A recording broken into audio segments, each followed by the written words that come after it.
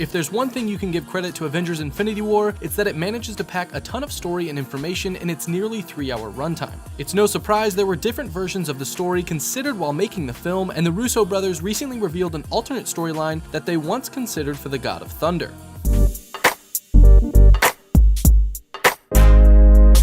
Thor's adventure with Rocket and Groot is different than every other storyline in the film. Most of the other narratives feature established characters meeting other established characters and usually end up running into some baddies along the way. This trio, however, are on a mission for one specific weapon, and instead of running into a pack of Thanos lackeys, they meet Peter Dinklage's Eitri, who ultimately helps them forge Stormbreaker. At one point, however, the Russos set them on a very different path. In an interview with CinemaBlend, Joe Russo stated, "We explored a lot of different ideas of where Thor could go for that weapon. We even had versions of the story at one time where he was going to visit this sort of ghost of his dead grandfather, which was one version we were playing with that we didn't end up using. We can presume the grandfather Thor might have met would be Bor, who was introduced in the opening of Thor: The Dark World, and it makes one wonder if the idea involved a visit to Valhalla, a section of the Asgardian lore which we have yet to actually see in the MCU, but sadly Joe Russo didn't elaborate." When you continue to look closely at the interweaving stories of Infinity War, you'll notice that Thor's journey is an exception to the others in more ways than one. And in our interview, the directors explained that they wanted the audience to feel its importance all the way up until the end.